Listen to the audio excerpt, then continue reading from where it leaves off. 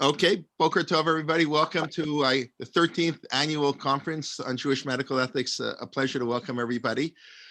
Sefer Bamidbar is a book of transition. The book begins as we leave Egypt, and that's how the first pasuk is. It's the second year since they left Egypt, the first day of the second month, and the book ends, as we read yesterday, we're on the verge of entering the land of Israel. But of course, as we know, it was a long journey in between, and every step forward was met by one or two steps backwards. And even all of Sefer Dvarim is Moshe Rabbeinu concerned that the steps forward will lead to steps backward, and to warn them and to make sure they're prepared for entering in the land of Israel.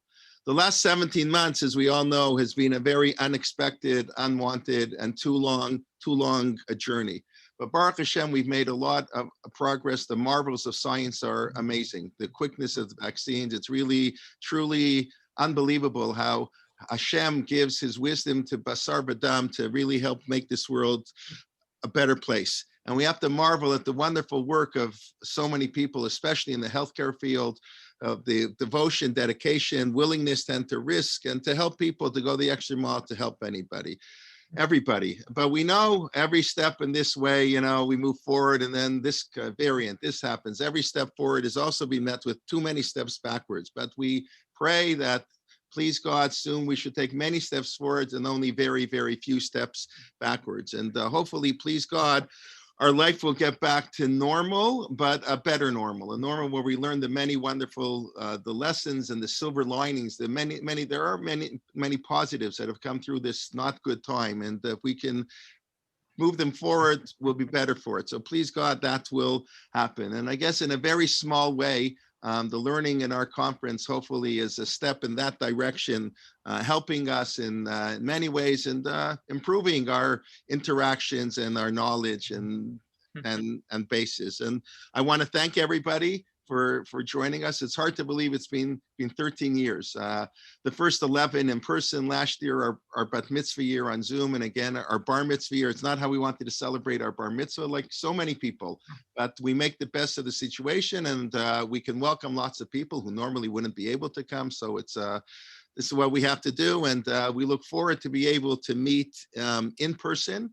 And we look forward to continued learning in so many ways. And I want to thank all the people really over the 13 years have made this, possible. Our wonderful speakers who've really been the core of our conference. And basically, all the regulars are back with us today, and it's a pleasure to welcome.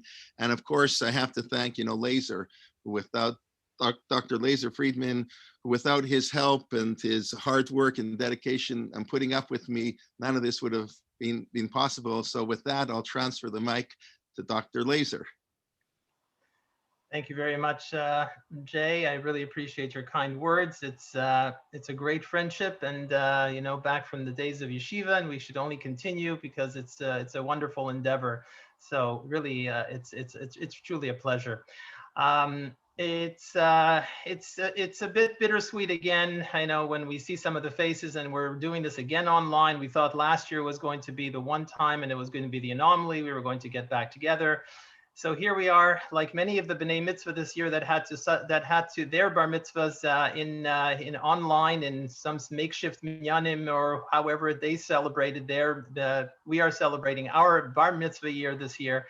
And as Rabbi Jay said, we'll have to make the best of it. First of all, posting this Sanya, I want to first of all thank Torah in Motion for organizing this conference now. Kenai Nahara, 13 years, in fact. It's also important to thank the people behind the scenes, in addition to the committee that has been, steering this, which, of course, Rabbi Jay, myself, Ilana Kelman has been so helpful in terms of so much of the background organization, the staff at the Torah Motion office. I mean, a conference like this really needs a lot of working. And I will put out a shout out to my own wife, Shana, and I thank her very much for her insight and her contribution, and offering some wonderful balance to this to the planning. In terms of just a few housekeeping items I want to review with everybody, we will have our sessions and we'll introduce them in a moment. There will be an opportunity for questions and answers. Unfortunately, we will do it in a chat for the sake of brevity and efficiency. So we encourage you to put in the questions. We will be monitoring them in the chat and we will be asking them at the end of our speakers. For those practitioners that are looking for medical CME, continuing medical education, this conference is accredited for 6.5 hours of CME. You would just have to contact us in your registration, and we would be happy to send you a certificate for that. So this morning, we also want to thank our sponsors. The first talk this morning, which will be given by Rabbi Dr. Avraham Steinberg, is sponsored in memory of Dr. Matthew Berman, Menachem Ephraim, Ari Ben Daniel, and it's dedicated by his wife, Estella, and daughters, Gabriella and Naomi, and the grandchildren, and we thank you kindly for your contribution. Before we get started, I generally like to put some things into context. Jay already essentially, it's funny how we didn't discuss, but we're going to be talking about the same theme here, of course. Yesterday we read in the Parsha, it says, Vayichtov Moshe es motzaehem l'maseihem al pi Hashem, ve'ela maseihem l'motzaehem. And the translation of these words, motzaehem, we could say are the starting points. L'maseihem would be their journeys. So we see that it's an unusual pasuk because Moshe wrote their starting points and their journeys, and that's al pi Hashem. And then subsequently, the Eile Maseihem, these are their journeys, Lamotzoehem, and to their starting points. So what really is the message here? So Rav Schwab explains that Motzoehem Lamaseihem is when a person sets out on a journey and he goes to a point, then that is the starting point. And the plan initially was it was going to be an 11-day sojourn, as we read, last evening, that it was going to be 11 days to go to Eretz Yisrael. And that was the plan al pi Hashem. But then subsequently came the Chet of the Meraglim, and therefore the Bnei Yisrael ended up spending 40 years in the desert, and that was Maseihem Lamotzehem. It's the reverse. It was basically they were spinning their wheels. They were just going in places. And I thought to myself that, does this represent a little bit of what this has been like for us? We get up in the morning and we have a purpose in life, and COVID essentially disturbed that routine. And many of us felt that our lives were just turning and spinning and we were spending the time. And when I thought about it, I realized that is where I personally, and I think on behalf of many of us, give hakaras hatov to Torah in Motion in particular, and to any of the online available resources that we had that was able to turn this past year from, instead of what we would say draying around and going nowhere, was a year that ultimately, although it was difficult, had some very, very important fulfillment in terms of the ability for us to move forward. And really it's a tribute to our leaders, our rabbis, our healthcare professionals, everyone that was able to help us in this way. And specifically amongst the people that are speaking with us, that our speakers today, that we will be hearing from this morning, then this evening, they have been the ones who have led and made this past year and a half so much more meaningful, in the sense that we were able to still consider it a motzoehem lamaseihem. There was still always a purpose in our lives. We were able to go, and we were able to be to be guided by these wonderful people. So it's really a tribute and a thank you to all of them. And for that, it's and that leads to our first introduction for our first speaker. And it's really a pleasure and a schus for Torah in Motion and myself, and to be able to introduce Professor Rabbi Avraham Dr. Steinberg.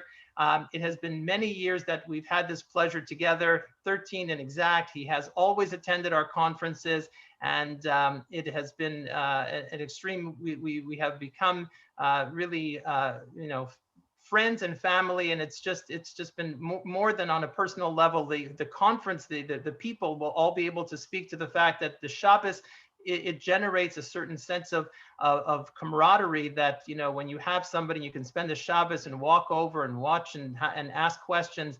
So that's the part that we are missing. But it is important to recognize that Rabbi Steinberg has been so involved this past year. Many of you know that in addition to his additional work, he put out a sefer this year on coronavirus. I want to just, you know, point out this sefer is in his typical fashion. It's more encyclopedic in nature. So rather than being one opinion, unidimensional, it represents, you know, the psak of many of the poskim. So it includes Piskei Tshuva from Rav Hershel Schachter, from Rav Asher Weiss, and many of the other Gedolim that dealt with some of the issues in coronavirus. To many of you, you know that he is very involved in the Talmudic Encyclopedia, and he's the director of Yad Herzog. He is a pediatric neurologist. He is an author of hundreds and hundreds of articles, book chapters, and he is the foremost authority on Jewish medical ethics, Jewish medical halacha, having been the author of the Encyclopedia of Jewish Medical Ethics, and most recently, his Refuah Kahalacha. It is truly a zchus and an honor to call Mori Rebbe, Rabbi Avraham Steinberg, to give us our first lecture today. The topic will be vaccine safety and risk-taking in halacha. Rabbi Steinberg.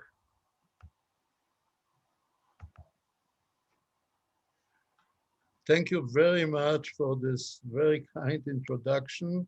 It's really a great pleasure for me always to participate in these conferences.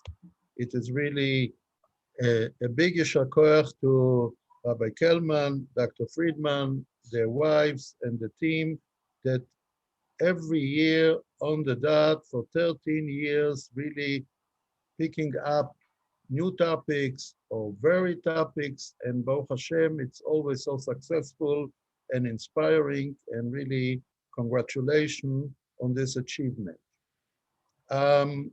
I'll deal a little bit with the coronavirus or the COVID-19 vaccination. We in Israel had a wonderful experience with it. We are now a little bit stuck. Hopefully we'll go over it again.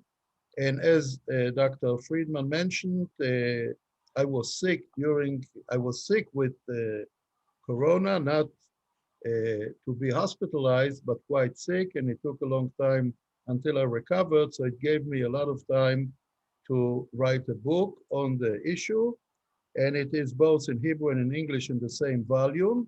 However, it was published a week before the Pfizer vaccine was approved by the FDA. So it does not include the issue of vaccination. So this lecture will be a supplement to the book, which is, as I said, not included. Oops. These are the disclaimers that we have to put up so you can read it, see it, and I approve it. And these will be the learning objectives. And now let's start with the importance of vaccines in general, not necessarily the COVID-19, because as you know, there are people who are opposed to any type of vaccines. There were epidemics because of their rejections. And I want just to give an overview on vaccines at large, and then we'll go into the coronavirus vaccines. So any vaccine, excuse me, is a biological preparation that provides active immunity to a particular infectious disease.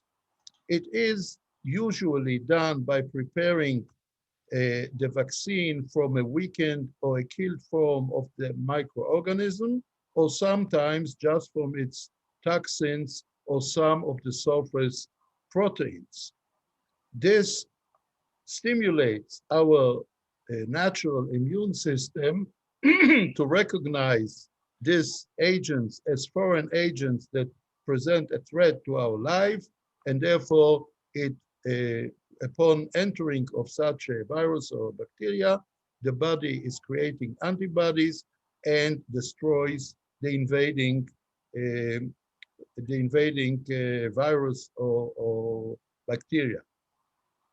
I think it is very well known, but I think it's very important to point out that vaccination is the most effective method of preventing infectious diseases, more than washing, more than sterility, more than any other measure that we know to preserve before a virus is entering the body.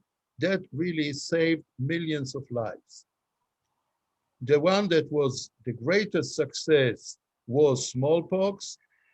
It saved annually millions of people. Smallpox in history killed over 300 million people.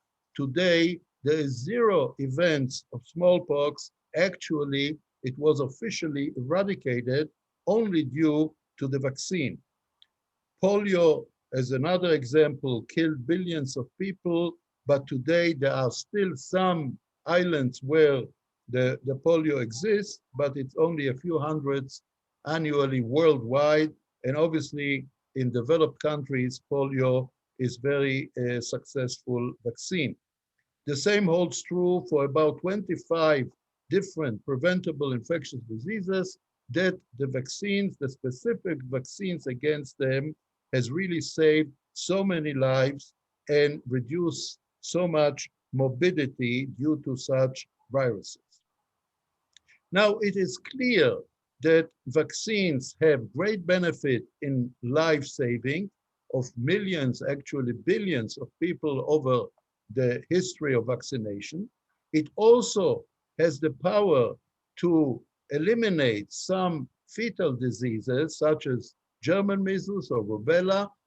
I still remember the days where shilas were asked about a pregnant woman who contracted German measles, which for her was a very mild disease, but there was a very high percentage of the fetuses being affected by the virus. And the question was, are we permitted to abort or not? Is it only statistical? Do we know, particularly with this baby? All these questions disappeared because women are now immunized against German measles, and we don't hear anymore about fetal rubella syndrome. There was recently, a few years ago, a recent outbreak of measles because some people decided that the measles vaccination causes autism, which I'll come to it in a minute, and therefore they stopped vaccinating, and several babies died after many, many years of vaccination that no baby died of measles. Baruch Hashem, it came back, and now they are vaccinating, and we are over this epidemic. So if we count the benefit versus harm ratio, the benefits are tremendous and proven over the years. The harm, usually, there are mild side effects. Very rarely, there are serious adverse events, so rare that they are almost not counted. Certainly, halachically, we are not counting them compared to what without vaccination would have happened.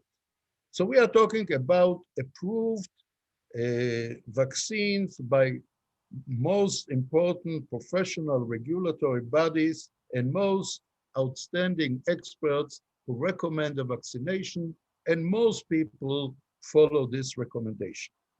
Now, the story of the autism is an interesting teaching story. In 1998, Dr. Wakefield published a study on 12 children that he published it in the Lancet, which is a very reputable medical journal.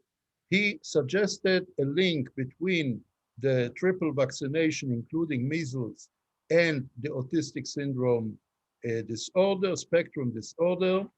It went further inspection, found to be falsified, and some even claim that Dr. Wakefield was bribed by parents of autistic children for them to claim compensation for the vaccine producing companies, and therefore the article was retracted. You won't find it anymore in the list of articles published in the Lancet. Moreover, Dr. Wakefield's medical license was taken away because of the falsification of his information. And to be sure, since this publication, over 25 studies have shown that there is no connection between MMR and autism. And I refer you specifically to a very large study published in April 2015 in the JAMA, and it is very clear that there is no such connection, and therefore there is no reason to oppose this vaccination. Now, how do we look upon vaccinations from a halachic hashkafic point of view? There is a clear obligation, and I'll show you all the sources in a minute, that one should treat and prevent diseases by proven scientific medical measures, and prevention is even more important than treating the illness once it comes on. So the prevention is done by vaccines, and that really halachically is not only recommended, but actually obligated. No one is allowed to rely on miracles, and I point to the Rambam on the Mishnah interpretation of Psochim, and he writes the following: a pious fool who refuses to allow a physician to help him, but relies totally on God's help, is like a hungry man who refuses to eat bread and hopes that God will heal him from the illness of hunger. The sick person who is not following medical advice and dies of the disease is equated to someone who enters into a fire which surely will kill him, so he is responsible for his death.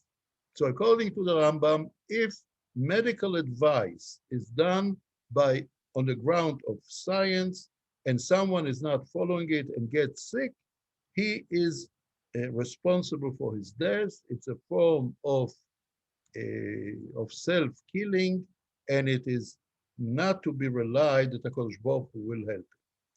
The Tiferet Israel, at the end of Yoma, which we just finished in the Daf Yomi, regarding the smallpox vaccine that came out around his time, writes that one should take a small and remote risk in order to save himself from a certain and great risk. And imagine the studies that were done in his days for the vaccine of such a serious illness as smallpox, certainly far away from what we are doing nowadays. All the methodology of experimentation was very, very primitive, and yet because it proved to be helpful, he felt it is an obligation to take it. Here is what he writes. His Hebrew is together with English or foreign language. מזה נראה לי היתר לעשות inoculación, which means inoculations of pocken. Pocken is smallpox. אף שאחד מאלף מת על ידי האינוקולטיין, על כל פנים שאם יאכלו בפוקן הטבעיים, הסכנה קרובה יותר, and therefore he is allowed to enter in a certain level of danger to save himself from a greater danger. Nowadays, the vaccines that are approved are such that the danger is far, far away from the danger in his days, and therefore it is not only permissible, but actually required. So what it is based on? So obviously everyone knows, "V'nishmartem od lenafshotechem," although this pasuk talks about not to do avodah zorah, you should keep yourself, you should keep your soul clean and clear towards HaKadosh Baruch Hu, but already the Gemara and all poskim regard to it as a simple statement that you should heed your health, and you shouldn't do something that may jeopardize your health or your life. You're not allowed to do harm to someone else. So if you are not vaccinated and you contract the illness and you transmit it to someone else, you actually caused him a severe damage, which is an issur d'oraita. There is also the issue of rodef and the issue of chavla chinei and chilul Hashem. So there's a whole host of halachic parameters by which one is obligated to do the best he can to prevent himself from becoming ill by medically, scientifically approved ways, and therefore also keep himself healthy and not infect others. So this general background on all the vaccines obviously has relevance to the COVID-19 vaccines, but there are additional aspects to this new vaccine, and we'll discuss it in the following minutes. So there are numerous technologies that have been used to produce a vaccine against COVID-19. There are the Pfizer Moderna, there are the European types, the Russian type, the Chinese type. Everyone tried during the pandemic to invent as quickly as possible a vaccine because of the tremendous pandemic. But the interesting part is the Pfizer and Moderna vaccine, which is a new concept in vaccination. Rather than using the virus itself, either weakened or dead or even parts of it, what they use is a messenger RNA, which is coded to produce a specific protein.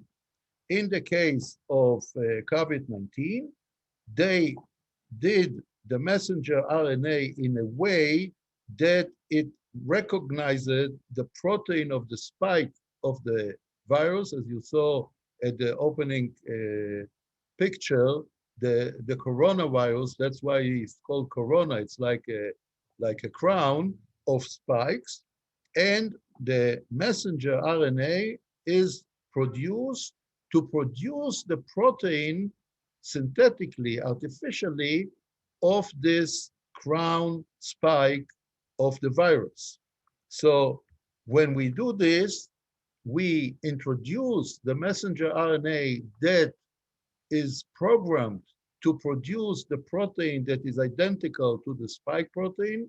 It enters the cell, not the nucleus, so it has nothing to do with any genetic transmission of any kind. It doesn't affect the DNA in any way. It's just in the cytoplasm. It produces the protein in the cell through the ribosomes, and this protein is the antibody that when the coronavirus will enter the body, these antibodies will recognize the spikes of it, will attack it, and will kill it. And that is a very noble idea, which has probably no real side effects because the messenger RNA disappears within days, sometimes even within hours. He is leaving the body with the antibodies that he stimulated to be produced, and therefore it can recognize once the spike of the coronavirus enters the body. As of June 11, I didn't look up the last month's the numbers. I'm sure they are even much greater than that. Over 800 million people were fully vaccinated worldwide. Fully vaccinated means 2 vaccines separated by 3 weeks, and over 5 million in Israel alone were fully vaccinated, and therefore we were able to go out from quarantines and lockdowns and come to shuls and come to schools and come to theaters and football matches and so on, because we are fully protected against serious disease of any coronavirus variant at the moment. So it is very effective. It is safe. We'll talk about the side effects in a minute, but actually it is a safe and a very effective vaccine by this new method that doesn't bring into the body any part of the virus itself. There are other types of vaccines. The AstraZeneca, which is used in England particularly and in some other European countries, and Johnson & Johnson, which is used more in North America. They use a different methodology by taking a virus that by itself is harmless, who carries the spike proteins into the body, and that's how the body will recognize now the protein of the spike and stimulate the immune system to create antibodies. So that here we talk about the protein itself of the virus and not the messenger RNA that produces it in the body without introducing the spike protein itself, but it does not introduce a live or a weakened virus, so that it should not be a disease-causing method. So that is their way of stimulating the immune system of the human body. Now, what were the problems around the COVID-19 vaccines, which created in Israel, and I'm sure in many other countries, people who disapproved the vaccine, who opposed the vaccine, and didn't want to be vaccinated and try to even influence others not to be vaccinated. And there were several claims. One was that the experiment was quickly finished and approved, because usually developing and approving new vaccines takes several years. Here it took several months, less than a year, and the claim was, how could you be sure that it is effective, that it is safe, if you did it so quickly and not enough experimental evidence? The answer to this was very clear. On the one hand, what made it so quickly was not because there were shortcuts in the requirements of the experiment. The experiment was done with full 3 phases, like any other experiment before approval. It took the experiment thousands of volunteers, and all were strictly criticized scientifically, so that the experiment was done by all experimental rules. Why did it not take years and it took rather just a few months? Because understanding that the pandemic is killing so many people, they cut the red tape. And as being the chairman of the IRB in my hospital, I know how much red tape it takes before a medication or a medical procedure that is new is being approved. It is a lot of paperwork, a lot of meetings, a lot of postponements, all things that are not directly relevant to the scientific part of the experiment. And if you take this away, you can save a lot of time. Moreover, there was a lot of money invested in these vaccines, because everyone understood that this is our way to save our lives and save the world's life. And if you have a lot of money, you can do more than you can do with less money.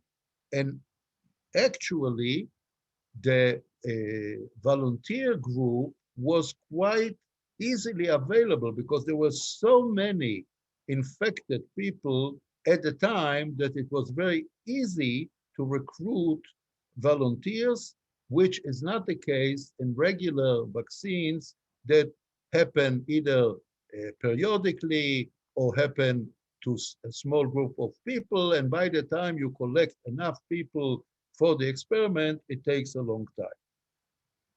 Now, since the FDA approved it, it should be understood to everyone that it is very reliable, because we are using many medications, many technical, scientific, medical procedures, which are approved by the FDA, although they are very dangerous in some aspects. They cause a lot of side effects, and yet we take it for granted that the FDA is an excellent regulatory body, and if they approve it, they really looked into it and they knew all the details, and therefore it can be relied upon. Now, what are the complications that we know up to now? Every vaccination, no matter if it is by messenger RNA or by the virus itself or parts of it, causes mild and transient complications, which are aches, especially at the place of injection, sometimes some fever, flu-like symptoms, and sometimes more seriously, an allergic reaction to people who are allergic to some parts of the vaccine.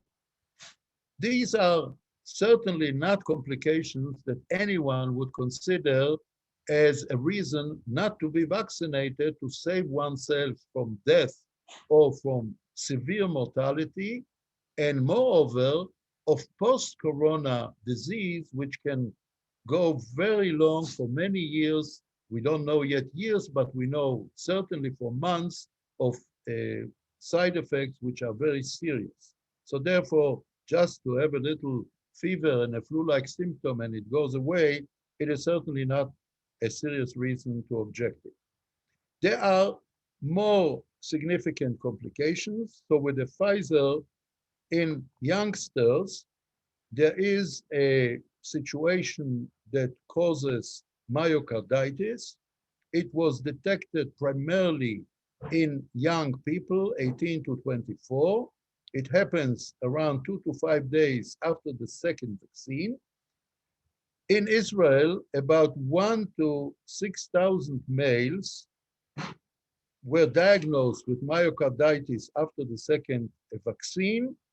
Females, almost none of them had this complication, but important to stress is that in 95%, it was very mild and transient, so mild that the numbers are as they are because physicians were looking for it, even though there were no side effects that a person would have gone to be tested, but because we knew that this might happen, we looked for it, and therefore we found it in 1 in 6,000 males. That is a relatively rare occurrence. We define as a rare disease or a rare complication as 1 in 1,000. Some say 1 in 1,500, but certainly 1 in 6,000 is considered very rare. But importantly, it is very mild and transient, and there are no long-lasting complications. In the United States, they vaccinated at the time that the numbers came out, they vaccinated 3.6 million youngsters at the age of 12 to 15, and they found only 233 cases of myocarditis, where statistically 25 were expected. So we are talking about a very, very rare occurrence of this myocarditis and very mild. AstraZeneca and Johnson & Johnson both have another complication, which is called thrombosis with thrombocytopenia, TTS, but again, it is very rare. In this case, much more in females than in males, which doesn't almost exist. And as you can see, it was diagnosed in 1 in 100,000 to 1 to 250,000, which is very significantly rare. Another issue that came up with the vaccines, with the COVID-19 vaccines, was that there's unknown late complication. Since we are exposed to the vaccines only a few months, we are closing 6-7 months now of the actual vaccination and another year or so of the experimental phase. So it is relatively a short time. How do we know that there won't be late complications? And therefore what? And therefore we'll say, since we don't know, and perhaps there might be late complication, let's not vaccinate anyone and let's live with the coronavirus. Obviously, this doesn't make any sense, even if we can assume that there might be late complications, because we know that without the vaccines, there's a very high immediate mortality rate, immediate immediate mortality rate, immediate morbidity and very severe morbidity, and late complications that are known, not suspected, but are known. What we know so far, that all the complications of vaccines in general occur shortly after the injection. So the fact that we are ready more than a year combined, the experiment and the actual vaccination, without serious complications, it doesn't make any sense from a scientific, biological point of view that in 2 years, in 5 years, all of a sudden, some complication will appear after this vaccination. Moreover, at the moment, we know already of billions of people who have been vaccinated, and there are already several months since, and there were no complications except for the rare ones that I cited earlier.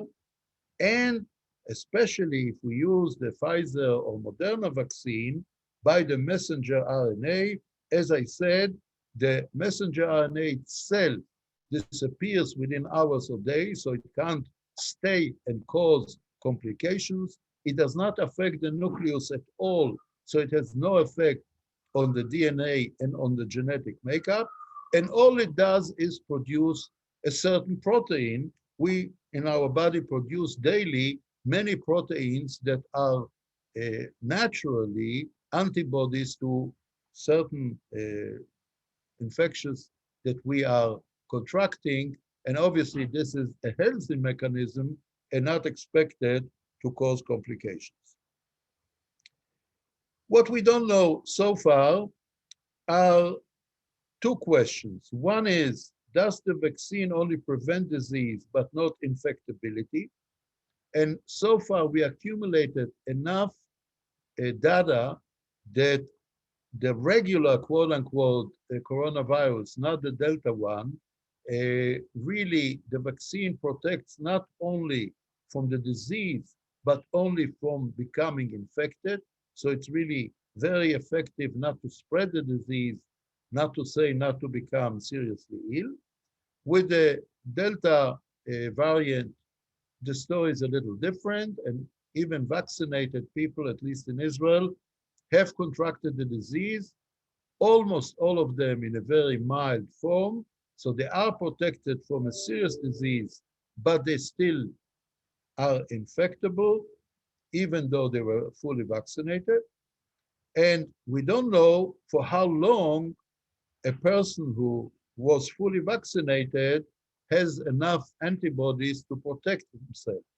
At the moment in Israel, we are 6 months since the start of the mass vaccination.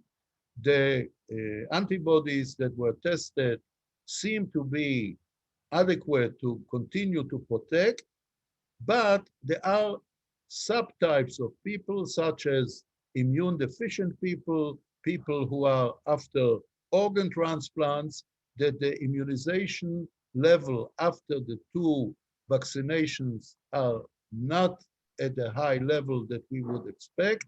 And therefore, we are considering now in Israel to add a booster to these people and to give a third vaccine just to protect them better. But at the moment, at least in Israel, we feel that there is no need to give a booster to quote unquote regular people who were fully vaccinated or who were sick and got 1 booster anyway.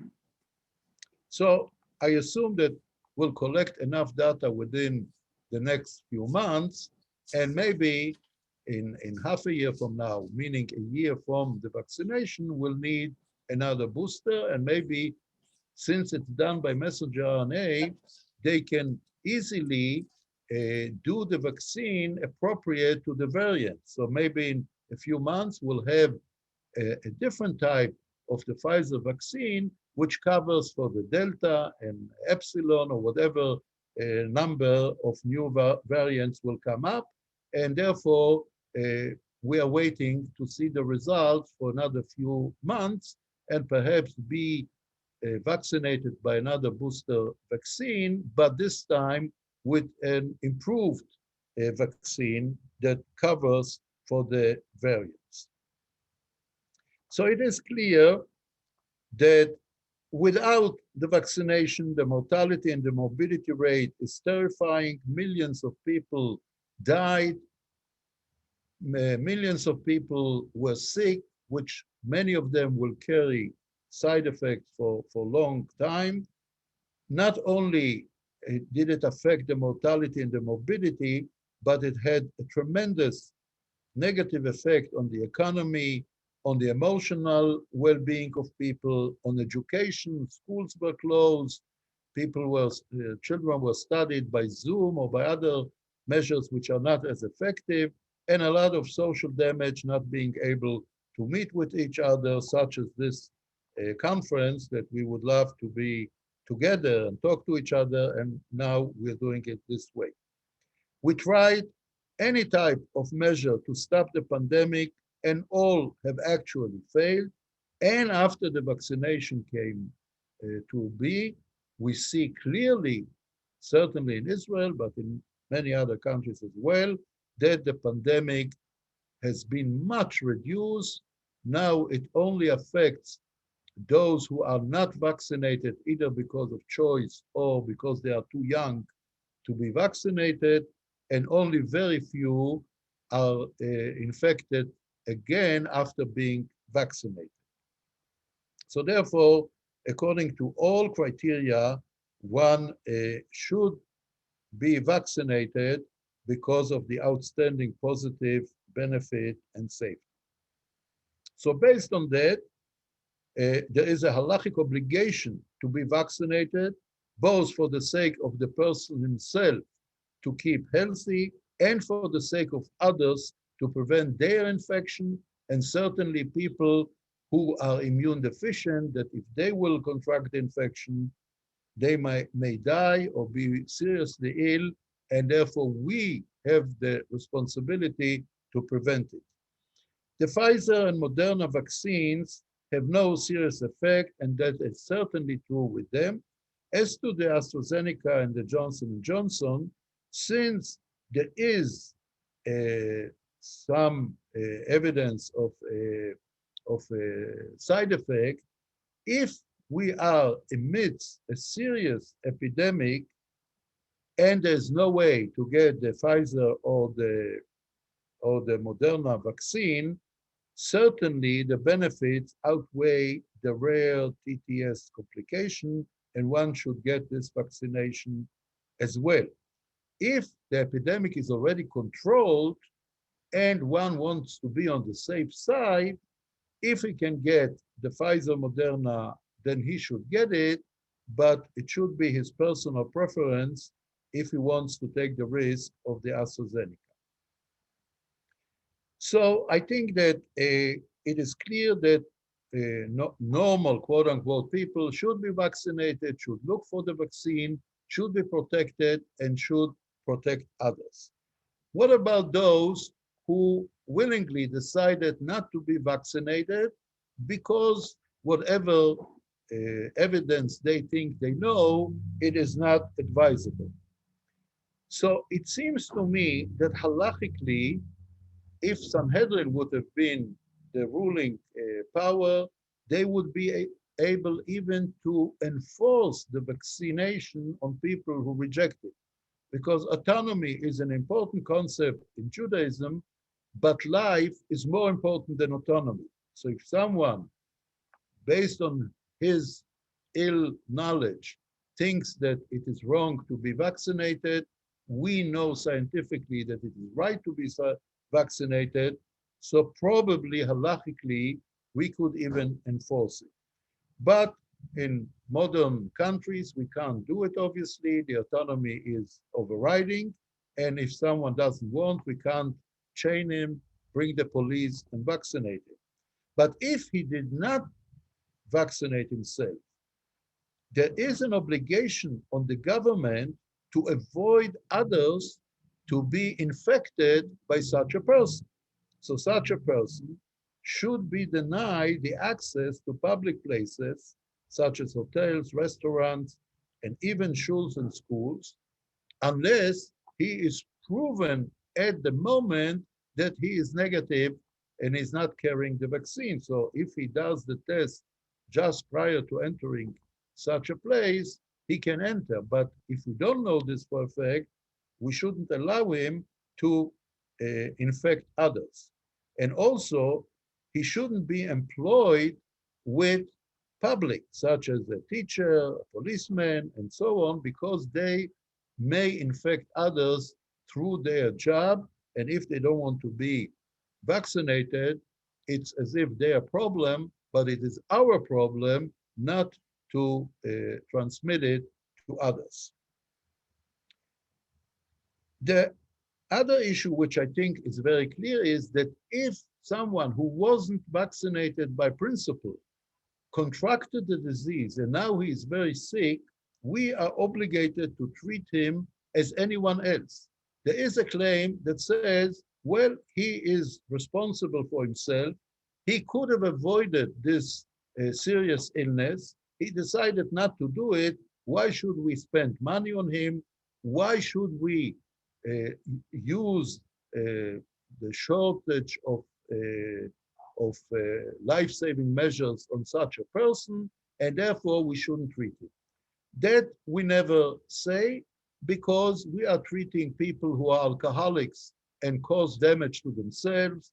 We are treating someone who drove on Shabbos, was a Mechalel Shabbos, which by Sanhedrin days would have been stoned, and yet we are treating him. So nowadays, as a hospital, we are not judges, we are not punishing. We treat every patient as he is. Obviously, it's our obligation to promote and advance the idea that people should be vaccinated not to come to this situation. I think I have another 5 minutes. Am I right, Dr. Friedman? Yeah, Let's we just- also want to yeah, leave yeah, yeah. time for some questions. So yes, but this So is let, gonna let be- me just briefly talk about the 12 to 15-year-olders, which in Israel is now an ongoing major debate, because the original study of Pfizer and Moderna was from 16 and up. They just supplemented the study of 12 to 15, but relatively a small number, I think about 2,000 youngsters of this age. They found something which is a little bit disturbing, 100% free of any side effects and 100% of benefit, which should be looked a little bit suspicious. But certainly, we are not talking about a problem of this age group. Incidentally, we are vaccinating, and we did most of the 16 and up. So the difference biologically between 15 and 16 obviously is negligible. There's nothing in a 15-year-old that should arouse our suspicion that the vaccine will cause him more damage than the 16-year-old one. And as we did it with the 16, why not 15? And then why not 14 and so on? So there's no real reason not to vaccinate this age group. There are a few reasons not to do it. There are many more reasons yes to do it. And since time is short, we decided in Israel initially, when there was already a stage where there was almost no approved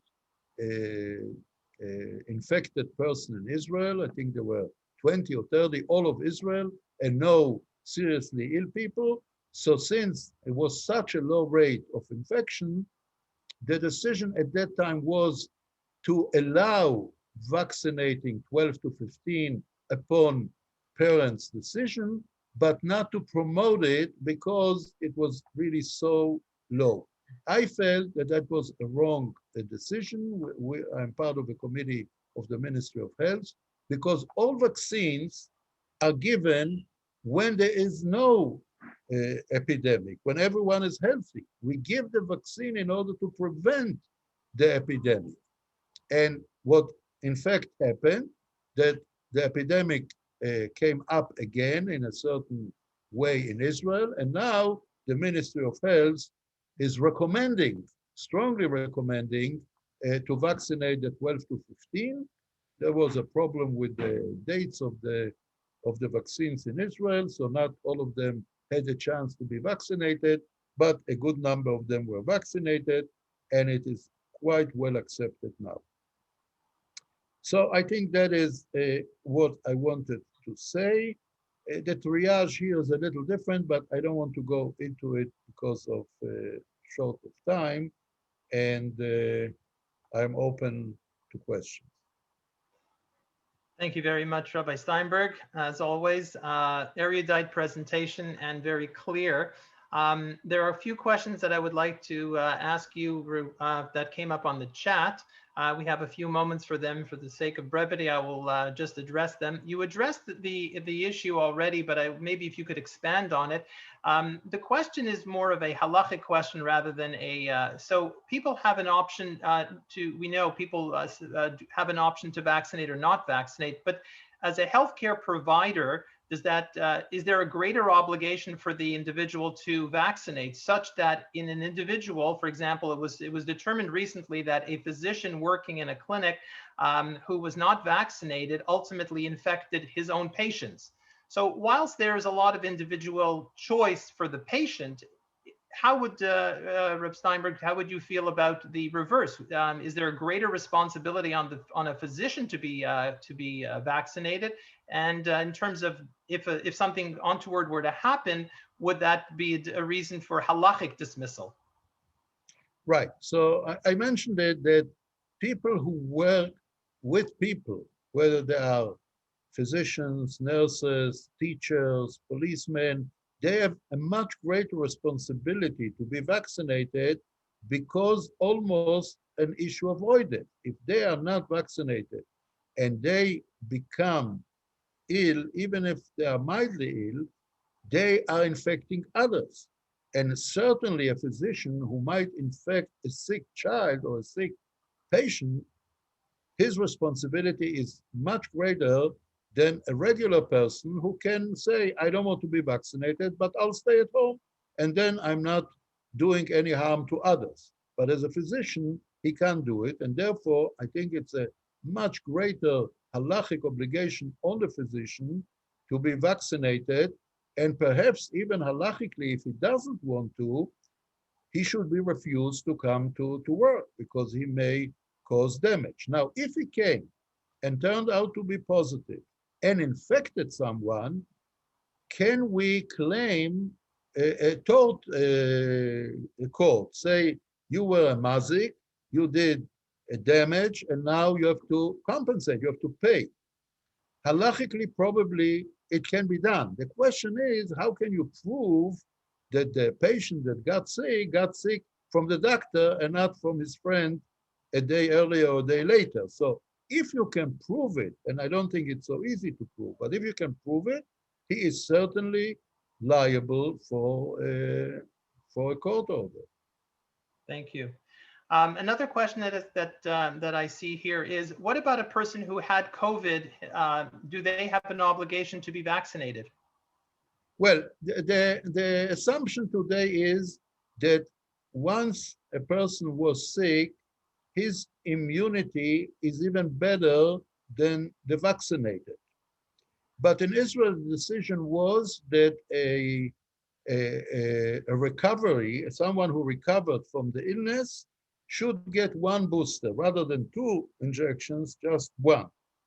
It's not based on real studies, just anecdotal studies that showed that here and there, people who were supposedly sick, but they might have had a flu and they weren't tested and they assume they had the coronavirus, and then they are going out and they might be reinfected. So therefore, everyone who recovered is entitled to get a booster. That's what my wife did and myself did after we recovered. We got a booster. Steinberg, the issue of children is, although you addressed that, there's some questions with the same theme, which is they are themselves at low risk of any serious mortality and morbidity on their own. And there is now in that subpopulation, and whatever the data and the numbers you have, Rabbi Steinberg, you presented 1 in 6,000. Other studies, may have different data, but there seems to be a much higher preponderance of myocarditis in children than in adults. So the question is, given their low risk to themselves of morbidity, hospitalization, why should there be an obligation to actually vaccinate children? Does it go into we're trying to protect the greater population for herd immunity? And is that greater than the individual's obligation? Right. So first of all, there is a mortality rate. It's very low, but we in Israel had about 6 or 8 children who died of COVID-19. Secondly, even if they are mildly infected, there are many who have post-corona syndrome, and they carry them serious illnesses, maybe for life and certainly for many years. And that is not a negligible number. So the fact that they, at the moment, seem to be mildly affected by the infection is not necessarily the endpoint of what they are. And thirdly, they live in their homes, and they may infect their grandfather or their uncle with a kidney transplant or many such people, and that might be a serious consideration if we take, in a minute I'll come to it, that their complication is very low. And fourthly, if a child is infected, you lock up the whole class.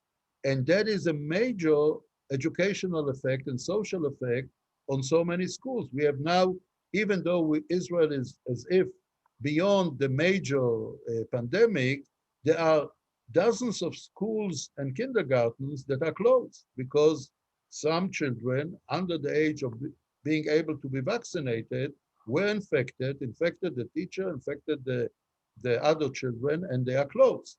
So these are serious considerations as opposed to the myocarditis. Now, myocarditis, all studies have shown that it is very mild, even if it occurs.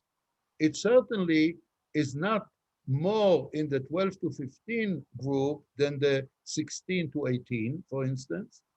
No one has proven that there is more in this age group. And 16 and above, everyone is vaccinating. So why put this limit of 16? It doesn't make sense to me from a medical point of view, from an epidemiological point of view, and for the benefit of the children. So, not to speak about traveling abroad. Now we are in vacation. Many want to travel abroad. Children abroad may contract all kinds of variants of the coronavirus, certainly in countries where they are not at the stage that we in Israel have reached, and he comes back and he may cause a real pandemic. thank you. The final question I'm going to ask is, we know that the concept of one needs to have a refuah yodua. The FDA gave approval, but it only gave an emergency approval. It didn't actually give a full, proper approval as it is for all the other drugs. Does that change its halachic status? Well, no, for two reasons. A, even if the FDA gave an emergency approval, it was based on 30 or 40,000 volunteers that were experimented. I think this is a number that is even greater than in many other studies. But more importantly, after they approved it as an emergency, billions of people got the vaccination. That is called in experimental terminology, stage 4, which is post-marketing. And that is really, to me, a final approval that it is both effective and safe. So if the FDA would reconsider today their status, I'm sure they would say it's approved not only as an emergency, because now we have evidence from billions of people that have been already vaccinated, being safe and being beneficial. Thank you very much. Unfortunately, the time is short. We have enough questions that can keep Rabbi Steinberg for the next hour. And Jay, one of the things that maybe we should think about is having a session in which there's no conversation except questions and answers. That's our So- Shalashuda session, as those who've been to the Correct. conference That's what knows. we need the Shalashudas to be able to answer that question. So on behalf of everybody, Rabbi Steinberg, a true pleasure again to see you, to hear from you, and to learn from you. And we'll give you a little break, and we look forward to you coming back to us in about an hour.